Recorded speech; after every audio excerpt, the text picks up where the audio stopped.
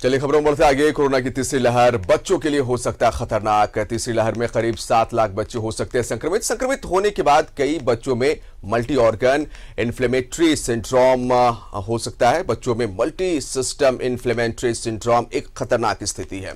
2 महीने के बच्चों में भी मल्टी सिस्टम इन्फ्लेमेटरी सिंड्रोम देखा गया है। बच्चों को सुरक्षित करने पर देश भर में मंथन जारी है। तो क्या सवाल ये उठता है कि खतरे में नौनिहाल है कोरोना की तीसरी लहर, जिस पर ज्यादा बातें हुई है कि बच्चों को संक्रमित ये तीसरी लहर कर सकती है। तो ऐसे में बच्चों को सुरक्षित रखने के लिए, नौनिहालों को सुरक्षित रखने के लिए पूरे देश भर में मंथन जारी है।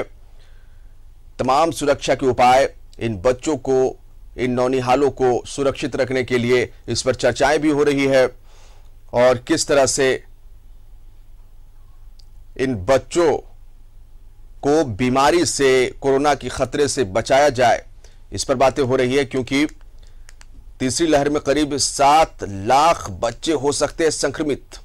बड़ी बात है, ये बड़ी खबर है और निश्चित तौर पर स्वास्थ्य महकमा इस मामले को लेकर रेस है। और सीधा हम चलते अपने सहयोगी अंजनी का हमारे साथ लाइव जुड़ रहे हैं और उनसे हम ज्यादा जानकारी हासिल करेंगे। अंजनी, देखिए कहीं ना कहीं खतरे की घंटी है और यही वजह है कि पूरे देश भर में अब इस पर चर्चा हो रही, बातें हो रही है कि नौनिहालों को कैसे बचाया जाए, कैसे सुरक्षित रखा जाए। 7 लाख बच्चे, जो आशंका जाहिर की गई है तीसरी लहर में 7 लाख बच्चे कोरोना की चपेट में आ सकते हैं। यहाँ क्या तैयारियां हैं? झारखंड में स्वास्थ्य महकमा नौनिहालों को लेकर क्या कुछ तैयारी कर रहा है? पूरी जानकारी चाहेंगे अंजनी आपसे। देखिए जिशान, जिस तरह से काफ़ी पहले से ही इसकी आशंका जो है जताई गई है कि जब थर्ड वेव आएगा, तीसरी लहर आएगी, तो जो बच्चे हैं वो संक्रमित हो सकते हैं। तो अब जिस तरह से रिम्स में जो मामले आए हैं, कल एक बच्ची की मौत हो गई है कोरोना से, तो ये कहीं ना कहीं एक इंडिकेशन है कि बच्चे अब संक्रमित हो रहे हैं। तो अब देखिए, सबसे पहली बात तो ये है जिशान की लोग अपने बच्चों को लेकर, जो घर परिवार के लोग हैं, उन्हें पहले सचेत होना होगा। बच्चों को आप घरों से नहीं निकालें। ऐसे बच्चे काफी दिनों से घरों में हैं, स्कूल भी नहीं जा रहे हैं, स्कूल भी बंद है और अभी स्कूल कब खुलेगा ये इसका कोई अनुमान नहीं लगा सकता है। ये पहली बात है कि घर में लोग अपने आप को सुरक्षित रखें। घर से ऑफिस आ रहे हैं या काम से बाहर निकल रहे हैं तो आप अपने आप को घर में प्रवेश करने से पहले सैनिटाइज करें। ये पहला स्टेप होगा फैमिली वालों को। तो ठीक है, ये निर्देश उन्हें जरूर पालन करना चाहिए। इसके साथ साथ जिस तरह से अब संक्रमण को लेकर पहले से तैयारियों की बात हो रही है, इसके साथ साथ बच्चों का जो वैक्सीनेशन की बात है, उसके अभी एक्सपेरिमेंट चल ही रहे हैं। और तीसरी बात हम झारखंड की करते हैं। झारखंड में पहले से ही थर्ड वेव को लेकर और बच्चों को लेकर हर जिले में तैयारियां पूरी कर ली गई हैं, जिस तरह से पहले बताया गया है। रांची का सदर हॉस्पिटल में बच्चों के लिए एक अलग पूरा वार्ड जो है पूरी तरह से तैयार है।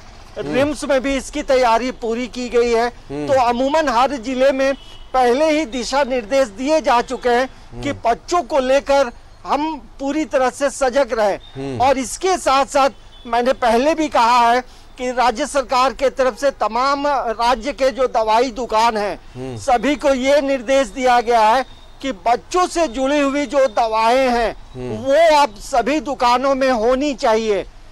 तो ये एक तैयारी का ये भी एक पार्ट है। तो लेकिन जिस तरह से रिम्स में जो मौत हुई है, ये कहीं ना कहीं एक मैसेज दे रहा है कि बच्चे संक्रमित हो सकते हैं। लेकिन तमाम लोग सावधानी बरतेंगे तो परेशानी नहीं होगी। क्योंकि हम लोगों ने जो सेकेंड वेव में जो झारखंड और पूरे भारत की जो तस्वीर देखी थी, तो वो कहीं ना कहीं हमें आज भी तमाम लोगों का दिल दहल जाता है। कई लोग अपने परिजनों को खोया है। तो अब सरकार भी चाहती है कि हम बच्चे कैसे सुरक्षित रहे। लेकिन झारखंड के परिप्रेक्ष्य में जब भी बात होती है जीशान, तो ये एक आंकड़ा बताता है कि झारखंड में जो बच्चे हैं जो ग्रामीण इलाकों में रहते हैं वो कुपोषण के भी शिकार है। तो ये एक राज्य सरकार के लिए एक चिंता का विषय है कि कैसे बच्चों को जो है कोरोना से दूर रखा जाए।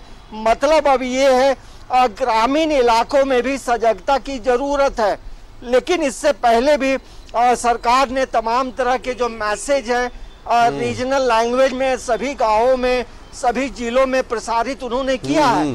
तो हमें लगता है कि आज कल की घटना के बाद जो है राज्य सरकार, आपदा प्रबंधन, स्वास्थ्य विभाग इनको लेकर एक गहन मंथन में फिर से जुटेगा और यदि कहीं पे कमी है तो उन कमियों को दूर किया जाएगा और करना भी चाहिए, क्योंकि बच्चे जब संक्रमित होंगे तो ये परेशानी का सबब हो सकता है।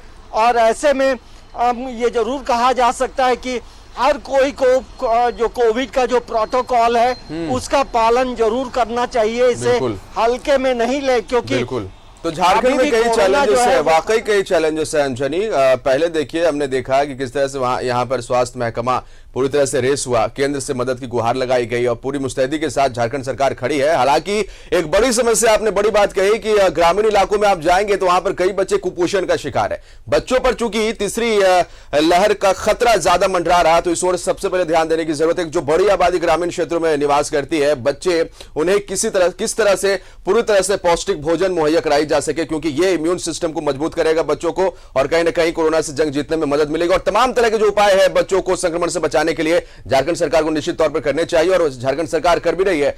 बहुत बहुत शुक्रिया आपका तमाम जानकारी के लिए अंजनी।